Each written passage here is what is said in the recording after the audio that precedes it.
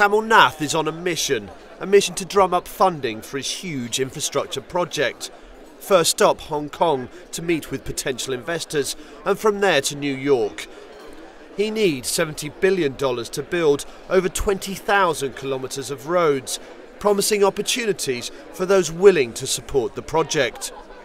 Well, I'm looking for investments in the road sector, in our concessions, because it's a very good asset. There is no traffic risk. It has a good return. So pension funds, insurance funds, infrastructure funds are those which should be looking at India in a more intense manner. Potential returns could exceed 20%, especially with the growth in traffic that the new highways are expected to unleash. If you're looking at an 8 to 9% GDP growth, if you're looking at 15% automobile growth, where will this automobile travel? And the other big thing is supply creates demand. I've seen in my life in India, across sectors, across industries, if you have a supply, there is a lot of latent demand. But there is always a risk, especially in a country which has a history of politicians over-promising and under-delivering, further hampered by bureaucracy and red tape. But this time, it seems there is a real will to progress. I think internationally people still are somewhat skeptical about India's ability to change the rules and regulations and do everything else that's required to really build infrastructure.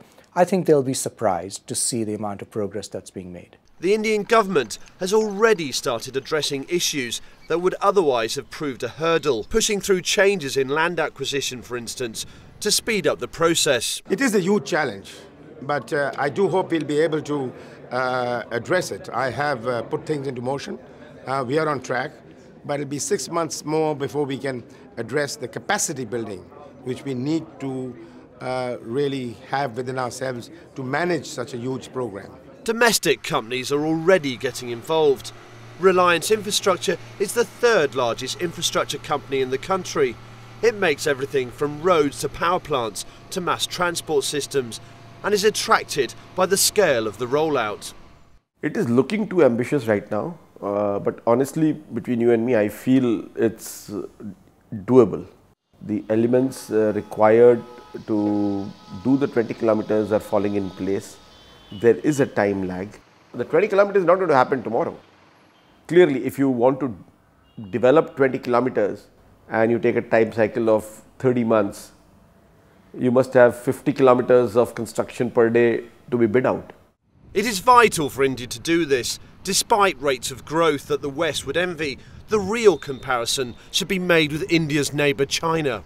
If you see Indian manufacturers complain as to why they can't produce goods with international costs, they can produce with international quality now, but they can't deliver it at international costs compared to China or Taiwan. The biggest complaint is about infrastructure bottlenecks, the huge supply chain, the jam in moving stuff from one place to the other. India's creaking infrastructure is facing a huge hurdle in closing the gap. But many analysts believe India will hit the 20-kilometre-a-day mark within the next 3 years. Not only that, the very act of constructing highways on this scale will have a huge impact on the wider economy. The sheer act of a large volume infrastructure project like roads, which its attendant demands on steel, cement, construction equipment, labour and the mobilization of resources that it does, the net effect of it is that it will impact GDP by 2%. It will be a challenge, but then sometimes a bold move is what's needed. The announcement of 20 kilometers a day was dramatic. Politicians need aspirational statements which are dramatic, as much as Kennedy said that America will put a man on the moon. I mean, there was a huge credibility issue there, but if you set your goal high, two things happen. One, people take the minister seriously, saying he's passionate about his job and he's passionate about making it happen. It also defines the goalpost. So at every meeting, you can test every hypothesis or every action by saying, what is it that we can do better to reach our goal of 20 kilometers a day? So I think it was an act of great statesmanship for him to up the ante by saying, we are not going to behave like yesterday. Because the focus is now securely on the future. India is a country on the move, and where they are going, they do need roads.